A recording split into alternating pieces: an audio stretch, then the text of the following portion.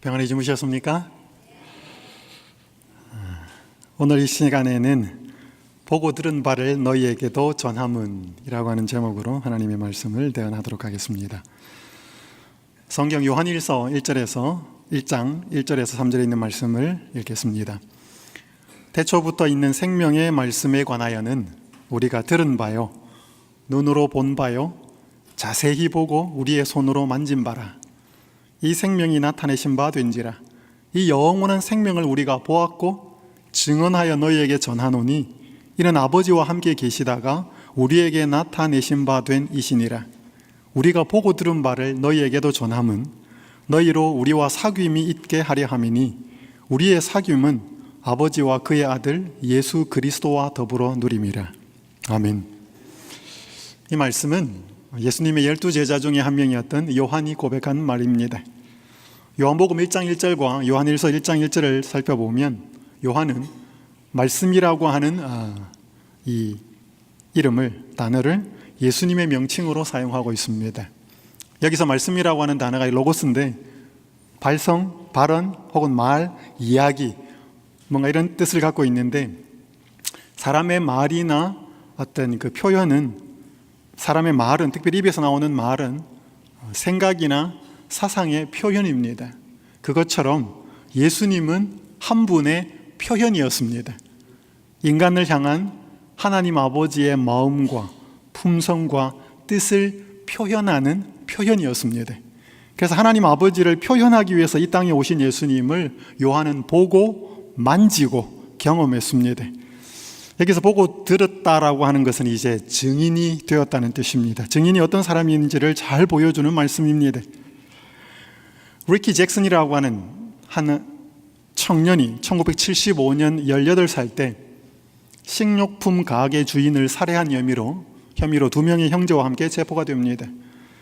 증인으로 당시 12살이었던 에디 버논이라고 하는 한 초등학생이 인근 그 장소가 아닌, 그 현장이 아닌 인근 스쿨버스에 있었지만 친구와 경찰의 말을 듣고 이 잭슨이 권총을 쏘는 것을 보았다라고 거짓 증언을 합니다.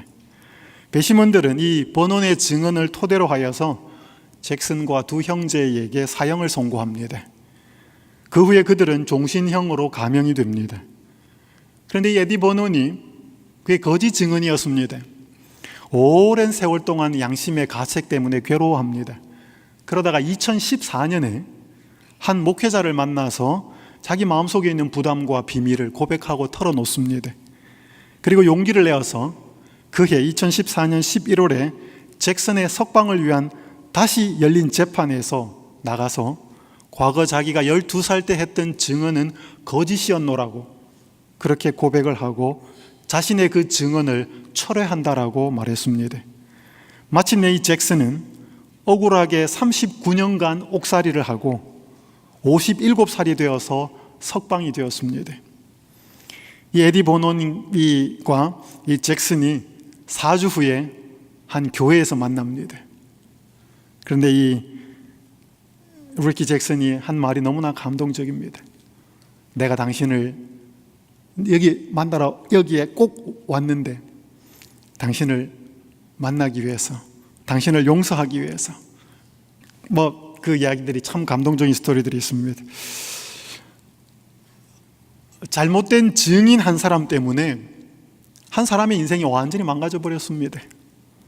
18살에 감옥에 들어가서 57살이 되어서 석방이 되었습니다. 여러분, 정의는 정말 중요합니다. 증인은 정말로 보고 들은 것을 말해야 합니다. 이 시간 참된 증인이었던 요한에 대해서 좀 살펴보고자 합니다. 그러나 먼저 그가 어떻게 예수님을 만났는지, 어떻게 예수님 때문에 변화되었고 증인의 삶을 살았는지를 먼저 좀 살펴보겠습니다. 요한이 예수님의 제자로 부름을 받았을 때 그의 형제 야고보와 함께 그는 우레의 아들이라고 불리었습니다. 마가복음 3장 17절은 이렇게 말씀합니다. 또 세베대의 아들 야고보와 야고보의 형제 요한이니 이 둘에게는 보아너게 곧 우레의 아들이란 이름을 더하셨으며, 누가 더했을까요? 예수님이 더해준 겁니다. 여러분, 이 별명은, 이 이름은 예수님이 시몬이라는 이름을 가진 사람에게 베드로란 이름을 더하여 주신 것처럼 요한의 형제에게는 보아너게라고 하는 이름을 직접 더하여 주셨습니다. 이 뜻은 우레의 아들, 번개의 아들이라는 뜻입니다. 그리고 예수님 참 유머 있는 분 같습니다. 솔직하게 표현하면 야 요한, 야고보 너희들 성격 불같아 그 말입니다. 누가복음 9장 54절은 이렇게 말씀합니다. 제자 야고보와 요한이 이를 보고 이르되 주여 우리가 불을 명하여 하늘로부터 내려 저들을 멸하라 하기를 원하시나이까. 이 말은 요한과 야고보가 사마리아 사람들이 예수님을 거절했을 때 이를 보고 흥분을 합니다. 그러면서 저 사람들 가만 놔둬서 되겠습니까? 하늘에서 불을 명하여 하늘로부터 내려 저들을 멸하라고 하기를 원하십니까? 두 사람이 똑같았습니다. 여러분 제가 아이를 낳아서 키워보니까 보통 형제들은 좀 달라요. 좀 큰 아이가 조용하면 둘째가 적극적이고 내성적이고, 그러니까 형제가 아주 똑같은 경우는 드뭅니다. 그런데 야고보와 요한은 성격이 급하고 불같은 면에 있어서는 똑같았습니다. 이제 더 이상 비겁한 엄마가 되고 싶지 않습니다. 한 여집사님이 하신 말씀입니다. 두 자녀를 키우면서 남편이 아이들에게 너무 화를 잘 내고 함부로 대하고, 그래서 오랫동안 자기는 힘이 없고 경제적인 그것도 안 되어서 참고 살았는데, 그래서 두 아이에게 늘 미안한 마음으로 살았는데 남편은 변하지 않았습니다. 이제 나이가 어느 정도 들고 자기도 들고 남편도 들고 아이들도 성장을 다 했는데 그 아이들을 대하는 남편의 태도는 계속 그런 것입니다. 그러면서 아내가 참다 못해 한 말이 이 말입니다. 이제 더 이상 비겁한 엄마가 되고 싶지 않습니다. 그 남편은 참 좋으신 분이에요. 교회에서 참 많은 헌신을 하고 훌륭한 분이십니다. 그런데 가정에서는 이런 모습으로 지냈습니다. 그러면 저도 별반 다르지 않습니다. 저는 다른 사람한테는 잘 참습니다. 근데 제 아이들한테는 잘 안 참아줘요. 제 어머니는 상당히 무서웠습니다. 제 어머니가 39에 혼자가 되셨기 때문에 집에서 바깥 일하고 하니까 저희 어머니의 마음은 전혀 여유가 없었습니다. 그러니까 아이들이 뭔가 잘못했을 때 그것들을 받아주고 들어주고 대화해 줄 수 있는 상황이 아니었습니다. 저희 어머니는 2번 말씀하지 않으셨어요. 저희 어머니는 1번 말씀하면 그게 최고 통첩이었습니다. 그러니까 들으면 듣고 아니면 그냥 올라오는 겁니다. 그래서 저는 어릴 때 어머니가 참 무서웠어요. 그러니까 저도 모르게 기다리고 참는 것을 잘 못해요.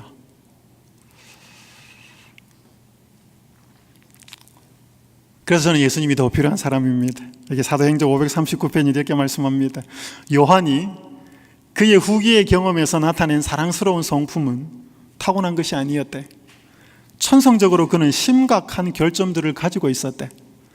그는 교만하고 주제넘고 명예에 대한 야망을 지녔을 뿐 아니라 성급하였고 해를 받을 때 분개하였대. 그와 그의 형제는 우레의 아들이라 불리었대. 악한 성질, 복수하고자 하는 욕망, 비평하는 정신이 사랑하는 제자 속에 있는 전부였대. 여러분 여기 몇 가지 나옵니다. 교만했습니다. 야고보와 요한은 주제 넘었다 그랬습니다. 끼일 때 안 끼일 때, 참견할 때 안 할 때 상관없이 주제 넘었습니다. 그들은 명예욕이 있었습니다. 자리를 탐했습니다. 그들은 성급했습니다. 그들은 화를 잘 냈습니다. 참지 못했습니다. 복수심이 있었습니다. 그리고 남들을 비평하고 비난하는 마음이 있었습니다.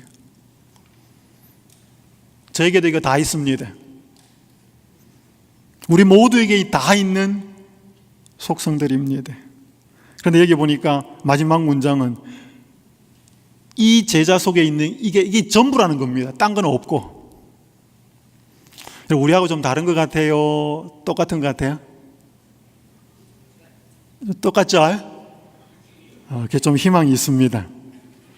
우리가 별반 다르지 않았던 이 요한이 그렇게 아름답게 변했기 때문이었습니다. 여기 A.W. 토저가 쓴 철저한 십자가라고 하는 책에 이렇게 기록합니다. 어떤 사람들은 경건한 모습으로 예배를 드리지만 마음속에 여전히 원한과 분노가 남아있대.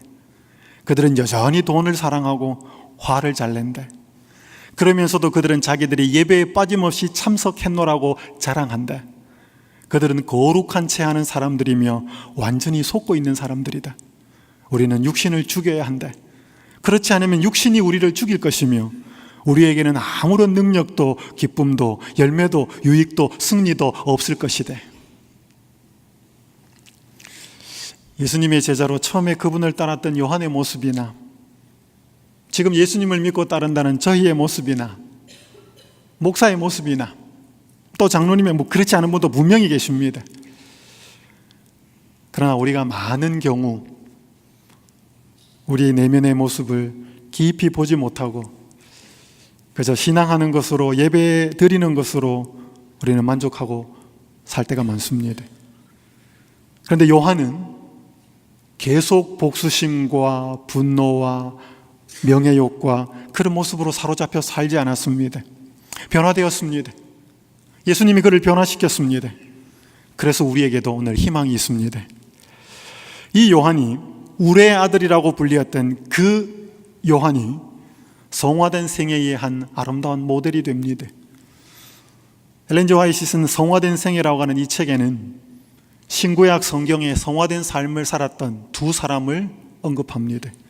한 명은 구약의 대표자로서 다니엘이 언급되어 있고요, 또 한 명은 신약의 대표자로서 사도 요한이 언급되어 있습니다. 그 두 사람이, 특별히 요한이 변화된 근본 원인을 사도행적은 이렇게 설명합니다. 사도행적 545페이지 이렇게 기록합니다. 그는 순경과 사랑으로 그리스도와 같이 될 때까지 구주를 바라보았고 그분과의 교제가 그의 유일한 소망이 되었으며 그의 품성으로 주님의 품성을 반사하였다. 이것이 이 요한이 변화된 근본 원인이었습니다. 여러분, 우리가 예수님 구주를 바라보지만 그리스도와 될 때까지는 잘 안 바라봅니다. 중간에 딴 거 보지요. 우리가 예수님을 우리의 소망으로 삼고 그분과 교제는 합니다. 그러나 유일한 소망인 것처럼 그분과 교제하지는 잘 안 합니다. 그 결과 우리의 품성으로 예수님의 품성을 반사하는 모습은 잘 안 보이는 것입니다. 여러분, 요한복음 18장 15절에서 16절을 보면 시몬 베드로와 또 다른 제자 한 사람이 예수를 따르니 이 제자는 대제사장과 아는 사람이래. 예수와 함께 대제사장의 집들에 들어가고 베드로는 문 밖에 서 있는지래. 요한복음은 AD 한 96년경에 거의 사도 요한의 마지막 성경으로 기록되어 있는데, 이 요한복음을 요한이 기록하면서 자기 이름을 언급하지 않아요. 다른 제자들의 이름은 다 언급하지만 또 다른 제자 한 사람, 자기를 언급하는 것입니다. 그만큼 자기를 드러내지 않는 그 명예욕에 사로잡혔던 그 요한이 겸손하게 변하는데, 여기 보면 예수님이 십자가의 재판정으로 끌려갈 때 베드로와 함께 요한이 예수님을 따라가는데,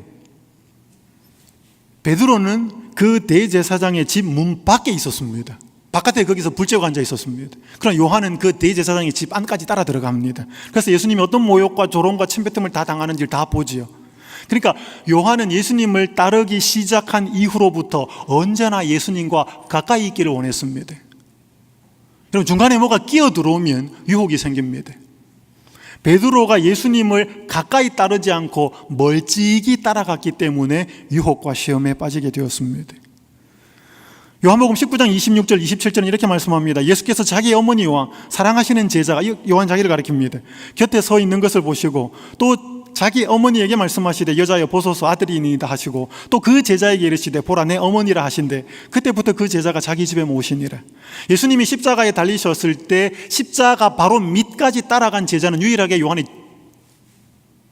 한 명밖에 없었습니다. 바로 그랬기 때문에 십자가에 달리신 예수님은 요한에게 그의 모친 어머니의 남은 여생을 부탁합니다. 바로 그가 발밑까지 예수님을 따라왔기 때문에. 베드로와 그 다른 제자가 나가서 무덤으로 갈 새 둘이 같이 다름질 하더니 그 다른 제자가 베드로보다 더 빨리 달려가서 무덤에 이르러 베드로와 요한이 무덤이 비었다는 이야기를 듣고 무덤으로 달려갑니다. 같이 가요. 뛰어갑니다. 근데 누가 먼저 도착해? 베드로보다 그 제자, 또 다른 요한입니다. 요한이 먼저 도착해요. 요한이 달리기를 잘했을까요? 그럴 수도 있습니다. 베드로보다는 조금 어렸을 거예요. 체력이 좀 더 좋았을는지 모르겠습니다.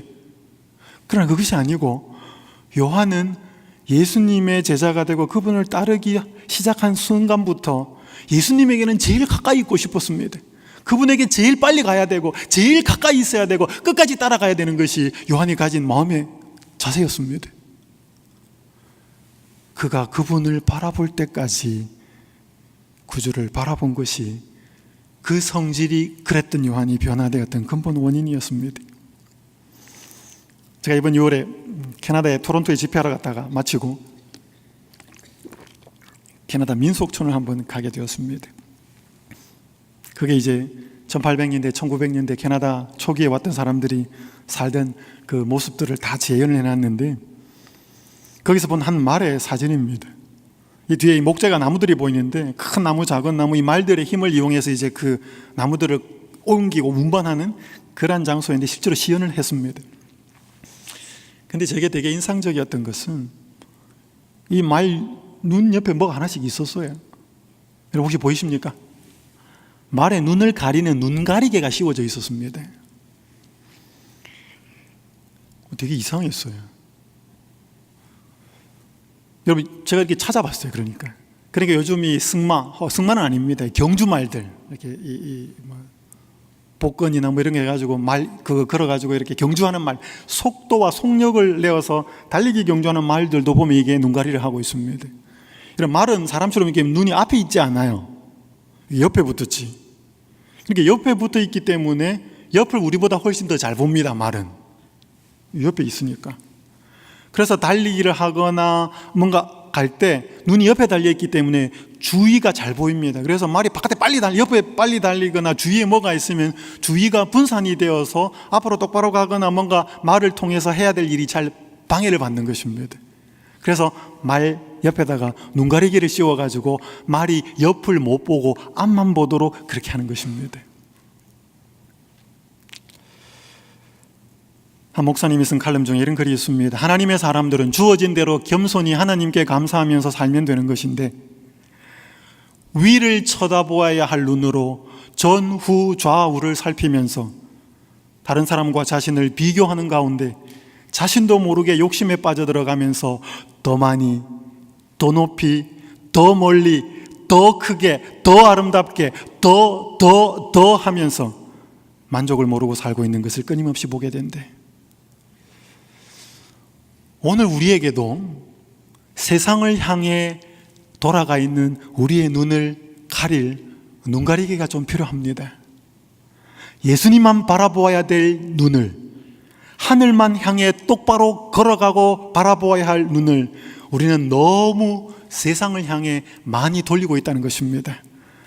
좀 더 높이 가기 위해서, 좀 더 멀리 가기 위해서, 좀 더 아름답게, 좀 더 많이 가지기 위해서 더 하면서 위를 쳐다보고 예수님을 쳐다보고 하늘을 쳐다보아야 될 우리의 눈을 너무나 세상으로 돌리고 있다고요. 그런데 요한은 예수님을 따르는 순간 실수도 많이 했습니다. 요한은. 그러나 예수님과 갈 때까지, 예수님과 같이 될 때까지 그분을 바라보는 것이 그의 소망이었습니다. 그의 소원이었습니다. 그만큼 그에게 예수님은 가장 소중한 분이었습니다. 한 교회에 있을 때 제자훈련반을 청년들과 좀 하게 되었습니다. 한 여청년이 자신의 경험담을 좀 이야기를 했습니다. 그녀가 대학에 입학했을 때 어머니가 이 책을 한 권을 주더랍니다. 청년에게 보내는 기별의 문서전도 용판의 제목은 길을 찾는 젊은이에게 이 뜻입니다. 이름으로 출판이 되어 있습니다. 그래서 어머니가 이 책을 주면서 이 책을 읽으면 용돈을 5만 원을 주겠다고 했습니다. 그러니까 이 아가씨가 이 책에는 관심이 없고 용돈 5만 원에 관심이 있어서 이 책을 읽기 시작했습니다. 저 책을 딱 펴, 첫 장을. 청년에게 보내는 기별 제1편이 청년에 대한 하나님의 목적이었습니다. 제2장은 뭐냐면 죄와의 싸움 이렇게 나와요. 제가 대학을 다니면서 이 청년에게 보내는 기별을 읽었는데 감동도 많이 받았고 찔림도 많이 받았고 마음에 엄청난 부담이 많이 밀려왔습니다. 여러분 여기 뭐 유흥 어디 가야 되고 청년들이 어디 가서 놀고 어디 가면 안 되는지를 설명하는데 우리가 재림 청년으로서 절대로 가면 안 되는, 어디를 가야 될지를 말아야 될지를 생각할 때 두 가지를 딱 물어보라고 나와요. 그 두 가지가 뭐냐면 거기서 죽어도 좋은가, 또 한 가지는 거기서 예수님의 재림을 맞이해도 좋은가? 그런 말이 나와요. 그거 보니까 갈 데 아무도 없어요. 아무 데도. 우리가 어디에 가야 되고 어디에 가지 말아야 될지를 결정하기 위해서 그 두 가지를 늘 물어보라는 겁니다. 너가 거기서 죽어도 좋은가? 너가 거기서 예수님의 재림을 맞이해도 좋은가? 엄청난 표준입니다. 엄청난 믿음의 삶을 이야기하고 있습니다. 그러니까 이 청년이 이걸 보다가 마음에 너무 부담이 돼가 첫 챕터를 읽고 안 읽었습니다. 5만 원도 중요하지만 못 읽겠다는 것입니다. 여러분, 성경이 요구하는 표준, 낮아요, 높아요, 엄청 높아요. 제 큰아이 이름이 성효입니다. 거룩할 성자에 본받을 효자인데, 이 아이가 1998년에 태어났을 때 제가 레위기서를 읽고 있었습니다. 레위기 11장을. 레위기 11장 44절에 보면 내가 거룩하니 너희도 거룩하라. 그래서 그 아이 이름이 성효예요. 하나님의 거룩함을 본받는 아들이 되라고. 저도 못 본받으면서. 여러분, 성경에서 말하는 하나님의 표준은 낮지 않아요. 그냥 높지 않아요. 너무너무 높아요. 내가 거룩하니 너희도 거룩하라. 내가 완전하니 너희도 그렇게 완전하라. 내가 너희를 사랑한 것처럼 너희도 서로 사랑하라. 우린 못해요. 그러나 우리는 내가 해야 할 것처럼 자꾸 보니까 나는 안 된다라고 뒤로 빠지는 것입니다. 여러분, 우리 재림 신자는 다른 일반 신자들보다 예수님을 더 많이 바라봐야 됩니다. 표준이 높을수록 더 많이 예수님을 쳐다봐야 됩니다. 해야 될 일이, 사명이 더 클수록 예수님과 더 깊이 교제해야 합니다. 물론 하나님께서는 사랑하셔서 재림교회 아닌 다른 교회에도 하나님을 신실히 섬기고 사랑하는 분들 많아요. 그러나 마지막 시대의 사명을 감당하도록 하나님께서 세우신 백성과 교회는 그 하나님과 그 예수님과 교제하는 그 상황이 일반 보통 사람과는 달라야 하는 것입니다. 여기 이 책에 이런 말씀이 있습니다. 사람의 마음은 하나님의 은혜로 새로워져야 한다. 그렇지 않으면 생애의 순결을 찾는 일은 헛일이 될 것이다. 그리스도의 은혜 없이 고상하고 덕 있는 품격을 건설하려는 자는 튼튼하지 못한 모래 위에 집을 짓고 있는 자이다. 오늘 우리가 거룩하게 살려고 노력해야 할 것이 아니라, 오늘 죄 짓지 않기 위해서 노력해야 할 것이 아니라, 거룩하게 살게 하고 죄 짓지 않을 삶을 살게 하시는 그분을 끝까지 계속해서 바라보아야 한다는 것입니다. 우리는 다른 사람들보다 빛을 많이 받았다면 빛을 적게 받은 사람보다 더 많이 예수 그리스도를 바라보아야 합니다. 그것이 요한이 변화된 근본 원인이었습니다. 이 요한이 이제 증인으로 변합니다.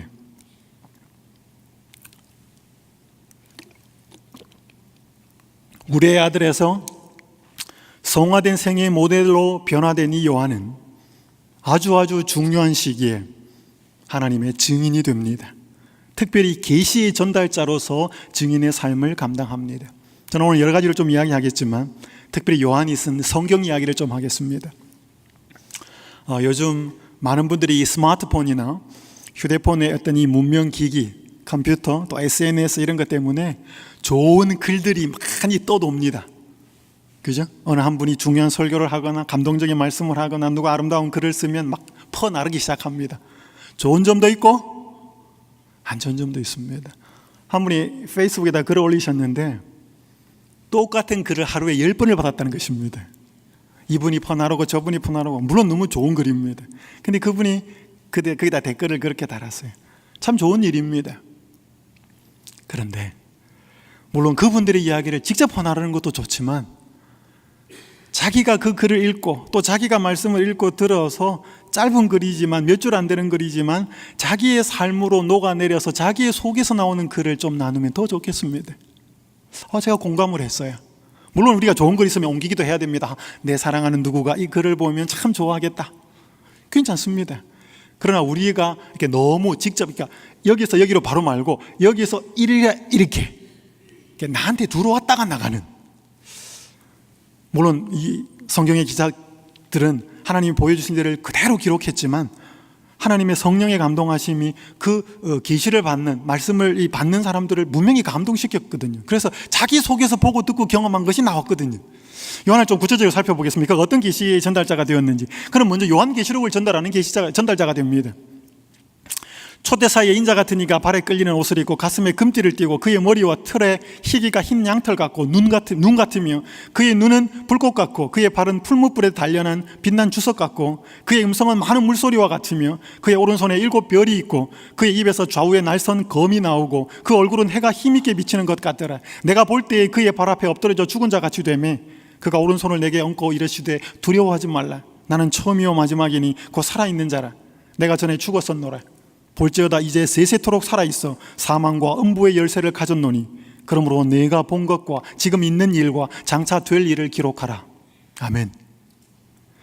요한은 AD 70년까지 예루살렘 이 로마에 의해서 멸망할 때까지는 팔레스타인에서 봉사했다고 알려져 있습니다.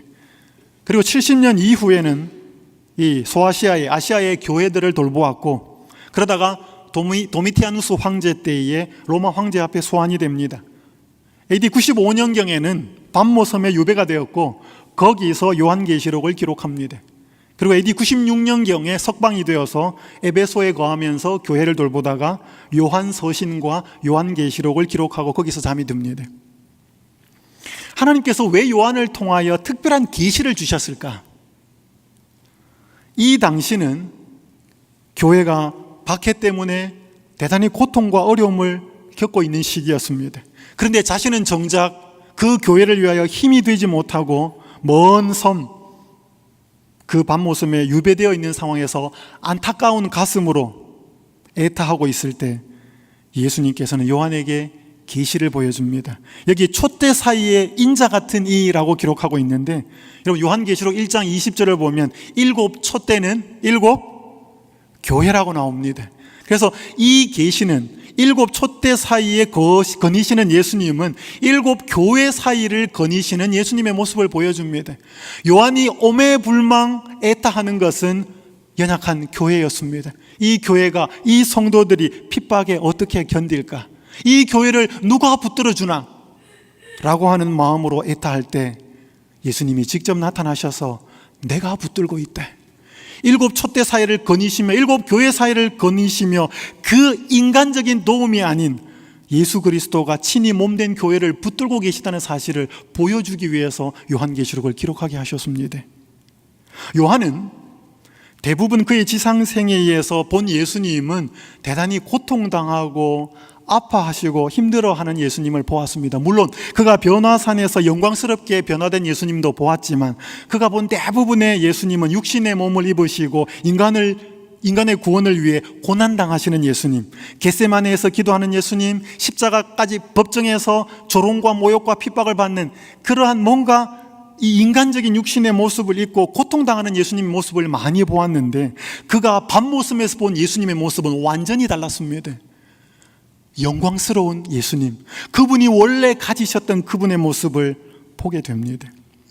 그러면서 그 예수님이 교회를 붙들고 있고 그 예수님이 세상 역사를 붙들고 있고 그 예수님이 인간 개개인의 삶을 붙들고 있다는 사실을 보여주기 위해서 요한계시록을 기록하게 하신 것입니다.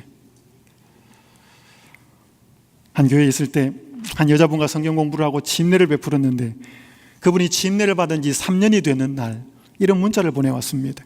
안녕하세요 목사님, 누구입니다. 모든 만남은 수많은 관계 속에서 이루어지고 이 관계를 맺고 유지하도록 바삐 움직이시는 거대한 분이 계시다는 걸 믿습니다. 오늘은 제가 침례받은 지 만 3년째 되는 날입니다. 그러면서 더 다른 내용으로 이렇게 보내셨어요. 보통 침례받은 것을 기념해서 침례를 준 목사에게 이런 글을 보내는 사람 별로 없어요. 근데 이분은 좀 특이했습니다. 너무 감사했고 고마웠습니다.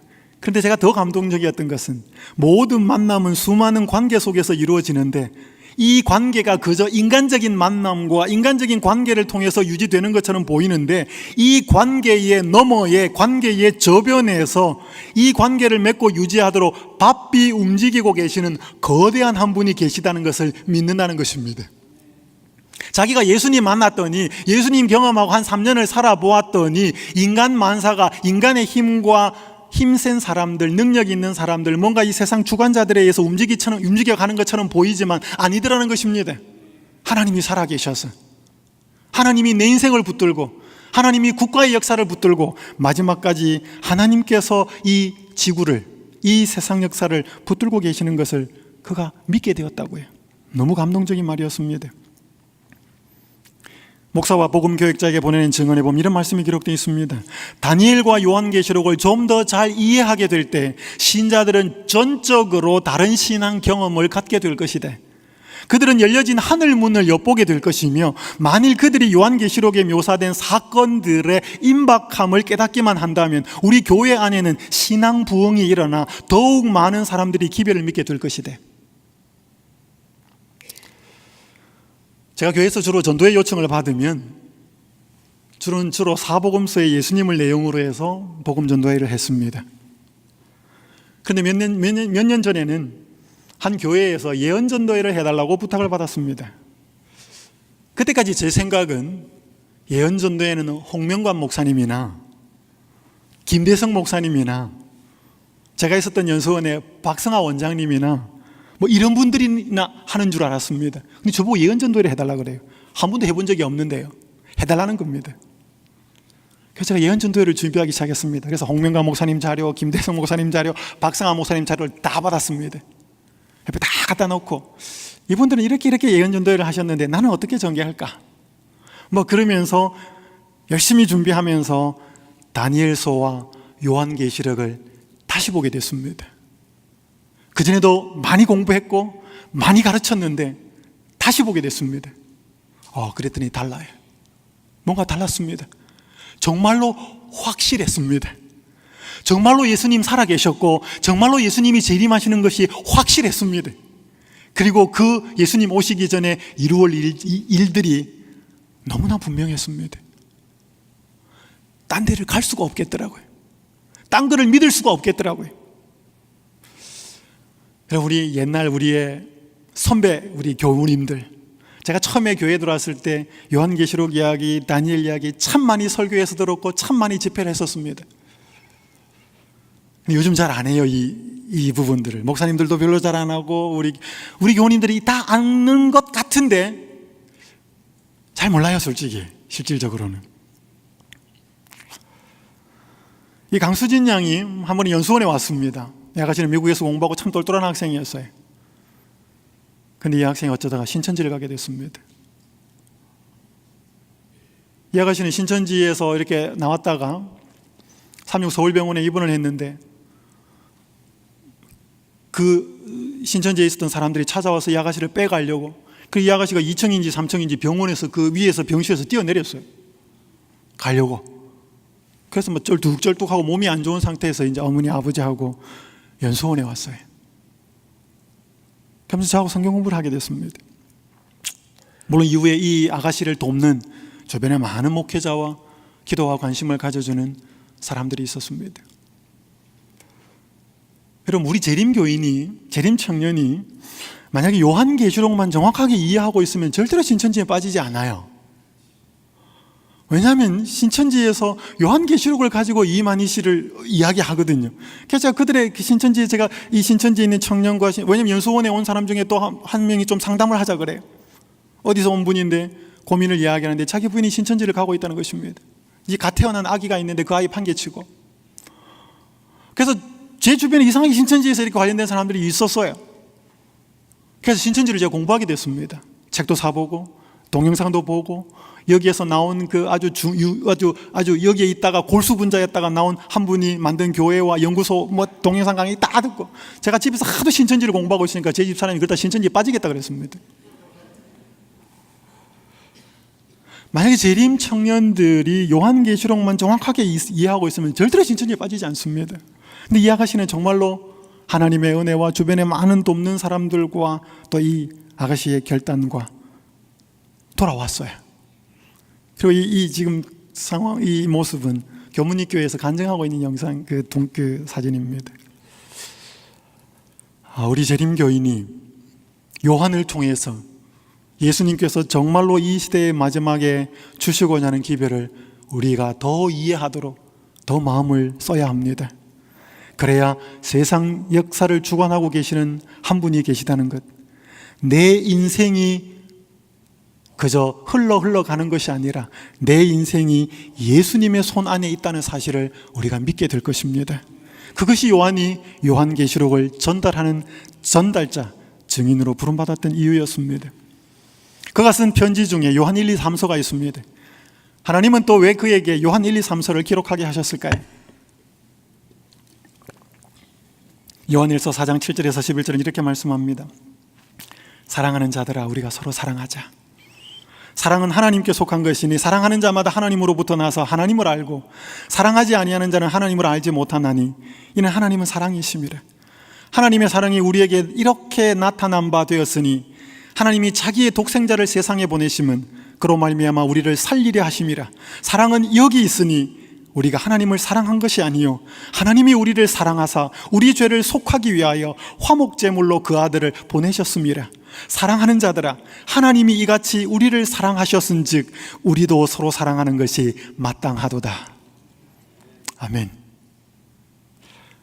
특별히 요한은 요한 1, 2, 3서를 통해서 하나님의 사랑을 증거하며 사랑의 사도로서 우리가 그 사랑을 이렇게 받았으니 서로 사랑하자, 사랑하자고, 사랑 때문에 이 편지서를 기록하게 되었습니다. 사도행전 548페이지 이렇게 기록합니다. 그러나 차츰차츰 변화가 일어났다. 신자들은 다른 사람들의 결점을 보기 시작하였다. 그들은 그리스도께서 명하신 정다운 사랑을 잃었으며 무엇보다도 가장 슬픈 것은 그들은 자신들이 잃어버린 것을 의식하지 못하고 있었다. 그 초기 교회, 초대교회, 유무상통하고 그렇게 사랑과 교제를 나누던 그 교회가 시간이 지나면서 박해가 들어오면서 세속의 물결이 들어오면서 교회에 변화가 일어났다는 것입니다. 좋은 방향으로 변화가 된 것이 아니라 안 좋은 방향으로. 그러면서 무슨 변화가 일어났는가 하면 신자들의 마음속에 다른 사람들의 결점을 보기 시작하였다는 것입니다. 여러분, 그 사람들의 결점이, 그들의 눈에 들어온 결점이 이전에는 없었을까요? 있었어요. 그러나 그들이 사랑이 있었고 사랑의 눈으로 그들을 보았을 때 그 결점보다는 그 형제에 대한 사랑과 그 형제들의 아픔과 뭐 이런 게 보였는데 변했다는 것입니다. 그리스도께서 명하신 정다운 사랑을 잃었는데 더 큰 문제는 뭐라고요? 내가 그것을 어제 우리 박상계 목사님, 그죠? 금덩어리 있는 줄 알았는데 없었다는 것, 모르고 살았다는 것처럼 그 정다운 사랑을 잃어버렸음에도 불구하고 그것들을 잃어버렸는지를 모르고 살아가고 있었기 때문에 그 교회를 향하여 잃어버린 사랑을 회복하도록 하기 위해서 하나님은 요한에게 요한 1, 2, 3서를 기록해 주셨다는 것입니다. 사랑은 여기 있다. 너희가 이런 사랑을 받고 있다. 그러니 우리 그런 사랑을 하자. 제가 지금 섬기고 있는, 제가 출석하고 있는 워싱턴 스펜서빌 교회 한 여집사님 이야기입니다. 얼마 전에 설교에서 이 감동적인 이야기를 들었기 때문에 제가 이분에게 좀 허락을 구하고 이 말씀을 함께 나누고자 합니다. 그 여집사님이 한국 사람이 많이 살지 않는, 그러나 환경은 참 좋은 곳으로 가족과 함께 이사를 갔습니다. 그러다 한참 만에 이 중학생 아들이 학교의 친구들로부터 왕따를 당하고 있다는 사실을 알게 됩니다. 어느 날 아들이 학교에서 울면서 들어와서 막 이야기를 합니다. 여러분, 내 사랑하는 아들이, 내 사랑하는 자식이 학교의 친구들로부터 왕따, 무시, 모욕, 멸시 그 당한다는 이야기를 들었을 때 얼마나 가슴이 아팠겠습니까? 제가 한국에서 목회할 때도 이런 분이 있었어요. 근데 그 여집사님은 과거의 삶이 뭐 어떤지 저는 잘 모릅니다. 그러나 정말로 진실하게 예수님을 제대로 만나고 예수님을 제대로 경험하고 계셨습니다. 그 상황에서. 그래서 어린 아들에게 이렇게 말을 했습니다. 너가 지금 예수님과 똑같은 경험을 하고 있구나. 예수님도 자기가 잘못 안 했는데 모욕과 무시와 멸시와 그런 걸 당했는데 너가 지금 학교에서 그렇게 친구들로부터 그 상황에서 예수님과 똑같은 경험을 하고 있구나. 그러면서 예수님 이야기를 해주셨습니다. 오른뺨을 맞으면 왼뺨도 돌려대라고 하시는 그분의 말씀, 그분의 삶을 이야기해 주시면서 그분의 말씀에 순종해 보자고 그렇게 말을 했습니다. 누구한테요? 중학생 아이한테. 그러면서 그 집사님이 그 아들이 알아들었는지 안 알아듣는지를 모르겠지만 방으로 들어갔답니다. 그리고 얼마의 시간이 더 흐른 후에 어느 날 아들이 학교에서 돌아오는데 너무너무 흥분해서 기쁨에 가득 차서 집으로 들어오더랍니다. 그러면서 엄마를 붙잡고 이야기를 하는데, 오늘은 학교에서 아이들이 이전에 자기를 괴롭히고 모욕하고 멸치를 주는 것보다 더 많이 했는데 빙 둘러서서 자기를 밀치고, 그래서 막 가방에 있는 게 다 쏟아져서 바닥에 다 떨어지고 막 모욕하고 조롱하고 하는데 자기 어쩔 줄을 모르겠더랍니다. 그런데 엄마가 한 말씀이 생각나고 예수님이 생각나고, 그래서 주변을 아이들을 돌아보면서 웃었답니다. 빙그레. 근데 그게 조롱하는 웃음이 아니라 정말로 이 온화한 모습으로, 너희들은 나를 이렇게 대하지만 나는 너희들을 그렇게 대하고 싶은 마음이 없다는 그런 웃음을 웃은 것입니다. 그렇게 웃고 땅바닥에 떨어져 있는 학용품이니 뭐니 다 주워가 가방에 다 넣고 다시 그 아이들을 보면서 환하게 웃어주면서 그 자리를 떠났다. 그러니까 아이들이 순간적으로 다 얼어버렸답니다. 어떻게 할 줄을 몰라가지고. 그러면서 시간이 지나자 조금 뒤에는 놀라운 변화가 일어났답니다. 그 아이들이, 자기를 괴롭히던 그 아들의 친구들이 자기들이 소문을 내기 시작하더랍니다. 이 아이는 real Christian character를 가지는 아이라고. 진짜 그리스도의 성품, 그리스도인의 성품을 가진 아이라고 그렇게 학교에서 소문을 내고 다니더랍니다. 그러면서 자기를 괴롭히던 그 아들을 괴롭히던 친구들이 정말로 그 아이를 존중하고요, 학교 다니는 전교생 그 다니는 내내 동안 정말로 그 아이들이 자기 아들을 존중하고 존경하는 그런 태도로 완전히 학교의 분위기가 바뀌었다고 그런 간증을 하셨습니다. 들으면서 얼마나 감사하든지. 그러면서 집사님의 말씀은 그 아들의 그 모습을 통해서 하나님이 영광을 받으셨다고 그렇게 말씀하셨습니다. 만약 제가 아들부터 그런 이야기를 들었으면 어떻게 했을까? 우리가 살다 보면 모욕도 당합니다. 그죠? 애매한 일로 고난도 당합니다. 우리가 잘못해서 잘못도 고난도 당합니다. 그런 경우가 많죠. 그렇지 않은 경우도 있습니다. 오늘 우리가 그러한 때에 어떤 모습으로 우리는 그들을 또 대하는지요. 저도 이런 이야기를 할 자격이 별로 없습니다. 제 모습이 그렇게 연약하고 죄인이기 때문에. 오늘 우리에게 예수님께서 보여주신 그 정다운 사랑이 오늘 우리의 교회에 회복되어야겠습니다. 오늘 우리의 가정에 회복되어야 되고, 오늘 우리의 내면에 회복되어야겠습니다. 제가 아이들을 막 나무라고 했던 게 너무 미안해서 아이들을 붙잡고 정말로 사과를 했습니다. 아빠가 설교할 때의 모습과 너희들을 대할 때의 모습이 좀 달랐다.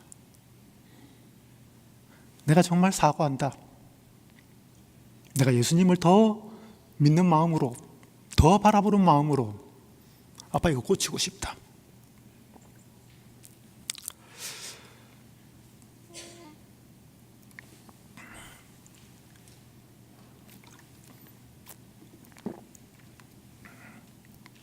오늘 저희들에게 다시 한번 예수님을 바라보는 그 마음이, 그 힘이, 그래서 다시 한번 사랑이 회복되는 그 은혜가 함께 있었으면 좋겠습니다.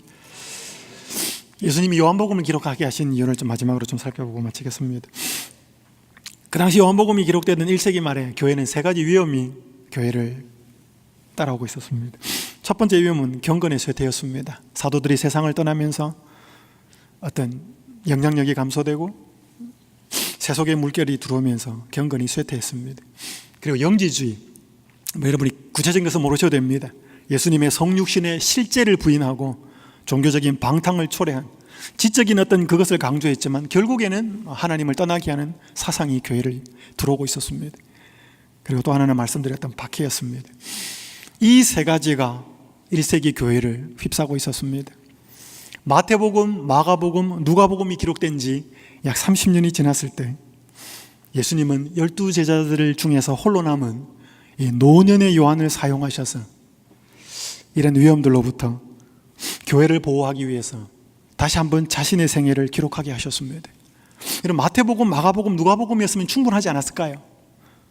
왜 시간이 30년이 넘는 그 기간 후에 예수님은 다시 한번 자신의 생애를 요한의 그 삶을 통하여 또 요한의 이 필력을 통하여 기록하게 하셨을까요?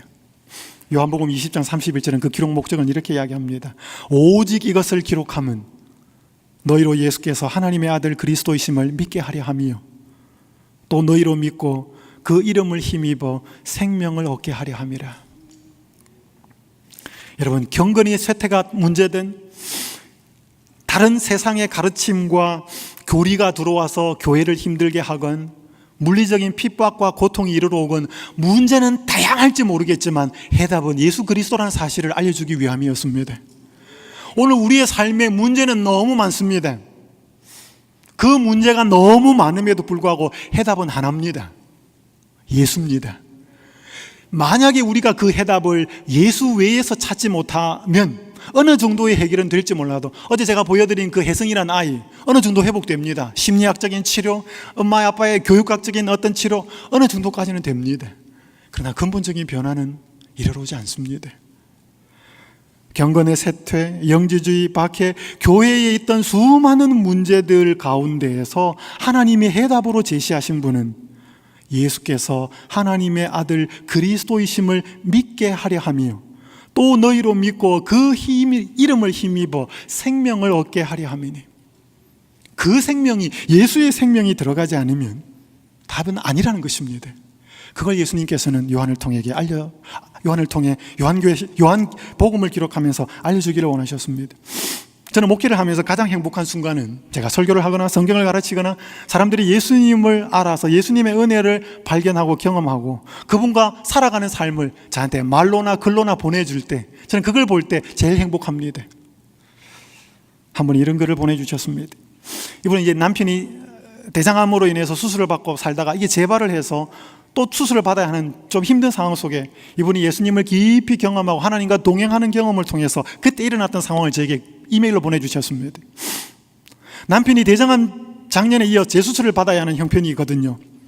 처음엔 하나님 믿음도 없고 야무지지도 못하고 키가 커서 싱겁고 어리버리한 제가 어떻게 이 어려운 일들을 견디라고 그러십니까? 라고 솔직하게 기도 투정을 했는데 하나님을 더 알게 되고 언제나 함께 하시는 주님과 동행하는 걸 깨닫게 되어서 수술을 받아야 하는 남편에게 너무 미안하지만 저는 이 기회가 감사하고 제가 축복받은 것으로 믿는답니다.